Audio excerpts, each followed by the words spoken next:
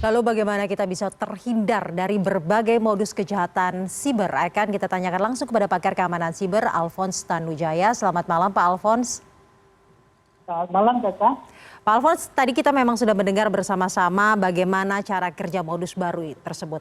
Namun saya ingin bertanya kembali kepada Anda untuk dijelaskan lebih dengan seksama. Sebenarnya bagaimana cara kerja modus kejahatan siber yang terbaru dengan mengirimkan file APK ini, Pak? Ini sebenarnya merupakan perkembangan dari rekayasa sosial. Kalau sebelumnya kan penipu memalsukan diri sebagai petugas bank, lalu meminta OTP. Lalu kelihatannya masyarakat sudah menyadari ini dan sangat sulit mereka mendapatkan OTP dengan penipuan yang cara seperti ini. Sehingga mereka lalu mencari metode baru.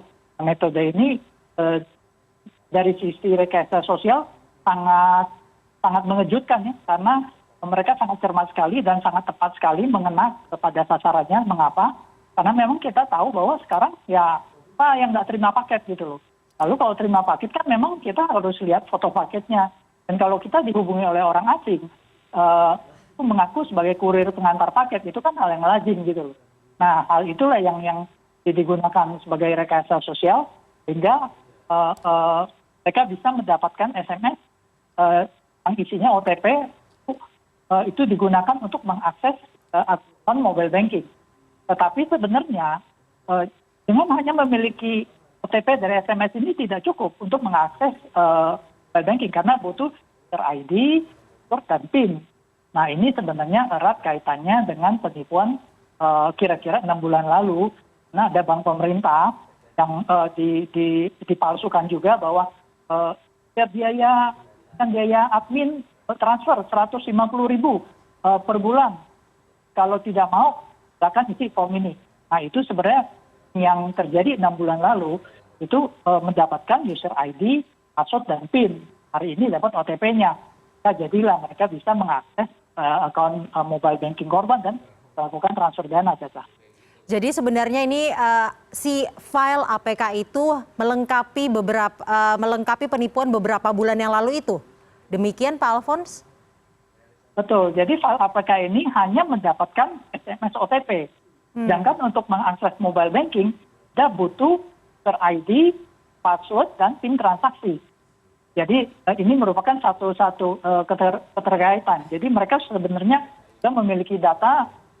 Menurut pengamatan kami, usaha 6 bulan yang lalu sampai hari ini berhasil mendapatkan database yang banyak sekali, username, password, dan PIN transaksi. Tetapi mereka nggak bisa apa-apa.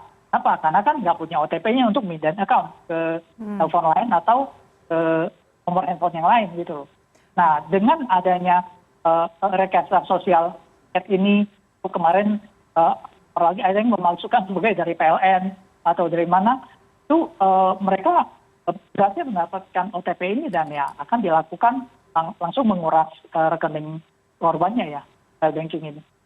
Pak Alphonse, file APK ini sendiri sebenarnya apa sih? Kalau tadi disebutkan oleh Pak Alphonse kan untuk kemudian mendapatkan OTP. Sebelumnya kita juga beredar informasi bahwa ini adalah sebuah aplikasi yang bisa terinstall otomatis. Apakah iya bisa terinstall otomatis tanpa korban mengetahuinya?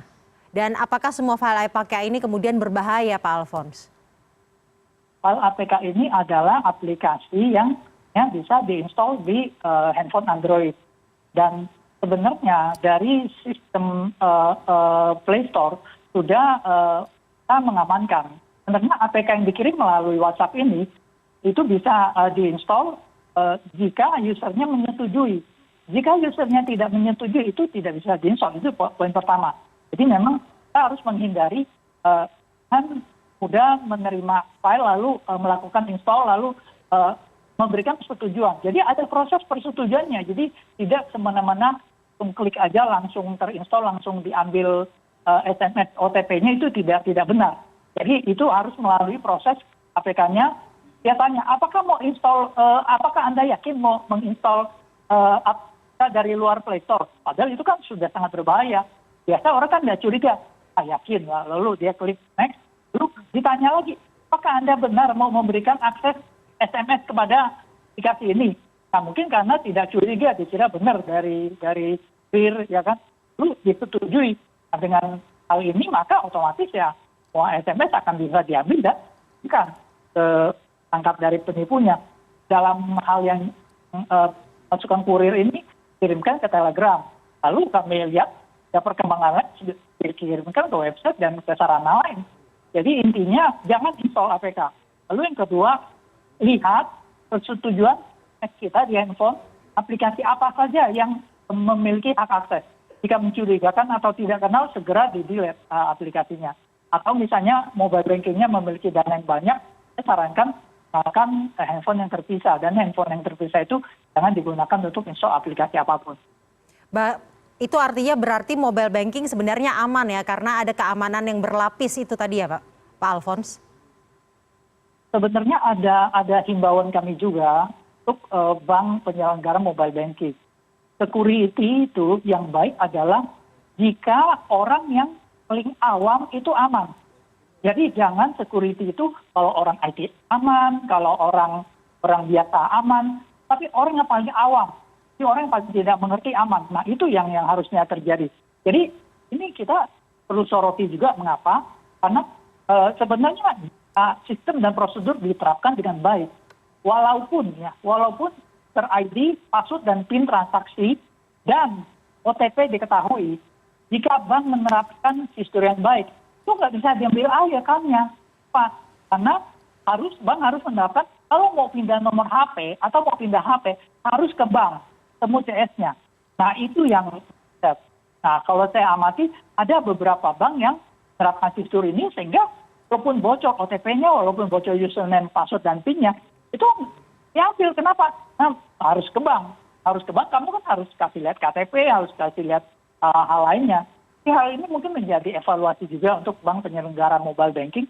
Dan saya harapkan OJK juga bisa lihat bahwa sampai masyarakat takut lihat teknologi, lihat mobile banking, waduh ini uangku gampang hilang nih, lalu mereka takut nggak mau pakai lagi. Nah, padahal kita kan mau digital life ini memberikan tekanan terhadap ekonomi Indonesia. Jadi saya harapkan hal itu ya OJK menerapkan standar yang baik, standar yang terbaik dan paksa semua bank yang menggunakan mobile banking menerapkan standar minimal itu gitu loh. Akses ke data pribadi itu yang kemudian diambil oleh file APK tersebut kan ya Pak Alphonse, dan itu yang harus dijaga. Sebenarnya selain data pribadi, PIN, dan lain sebagainya itu apalagi yang bisa diambil oleh file APK ini Pak Alphonse? File APK ini sebenarnya merupakan satu program. Jadi kalau korbannya memang menyetujui, ya dia bisa melakukan banyak hal. Di dalam kasus ini dia hanya pertama melakukan akses terhadap SMS dan mengirimkan. Itu kuncinya karena maksudnya tuh memang itu sasaran utamanya. Mengapa? Karena mereka memang ingin uang dari korbannya, mobile banking kan. Nah sebenarnya kalau melakukan banyak hal bisa mau memata-matai, mau menjalankan program untuk melakukan capture atas mobile banking atau yang lain bisa. Tetapi dalam kasus ini yang kami amati penipunya fokus sekali untuk mendapatkan SMS OTP. Kenapa? Karena dia sudah dapat hal lainnya dari aksi penipuan sebelumnya. Jadinya salah satu hal yang penting adalah korban ataupun masyarakat ini sadar untuk tidak memberikan izin atau akses itu ya Pak Alphonse? Ya, satu, masyarakat harus sadar memberikan izin dan melakukan install dengan aplikasi. Hal kedua, penyelenggara sistem keuangan harus menerapkan keamanan yang terbaik. Andaikan datanya bocor, andaikan SMS-nya bocor, OTP-nya bocor, tetap dananya aman. Nah, kan tenang gitu loh. Hal itu yang kita harapkan dan hal itu tidak sulit. Hanya menambahkan satu proses tambahan. Kalau mau ganti handphone atau mau ganti nomor handphone, Anda harus ke bank ketemu CS-nya. Atau Anda harus ke ATM, masukkan ke ATM, dan PIN-nya lalu dapat user ID baru gitu. Nah dengan begitu kan ibunya nggak mungkin bisa dapat karena dia nggak punya kartu ATM-nya, dia mana berani ke CS banknya, malah ditangkap ada kan. Nah ini penipunya bisa melakukan ini kan, kenapa? Tanpa perlu ke CS, tanpa perlu ke ATM, dia bisa memindahkan akun mobile banking itu ke nomor lain gitu. Nah itu sebenarnya salah satu kunci yang perlu kita perhatikan dan itu sebabnya kita menghimbau dari Bank Penyelenggara Mobile Banking, OJK, di penegak hukum kalau ada kasus juga kita kita menjadikan ini sebagai pertimbangan. Tapi jangan masyarakat ini yang dijadikan korban disalah-salahin terus. Baik. Memang masyarakatnya salah, tapi penyelenggara mobile banking juga salah. Jadi salahnya 50-50, jangan 100% masyarakat yang disuruh ganti uangnya, tapi bank yang tidak menyelenggarakan turunnya dengan aman juga harus ganti 50%. Apa? Tujuan saya bukan supaya mereka rugi, supaya mereka menerapkan security dengan baik. Baik, Pak Alphonse, bahwa penyelenggara ini harus menyediakan keamanan yang terbaik, dan yang terbaik adalah orang yang paling awam ini aman untuk melakukan apapun di dunia digital. Seperti itu ya Pak Alphonse. Terima kasih telah bergabung bersama kami malam hari ini, pakar keamanan siber Alphonse Tanujaya. Selamat malam.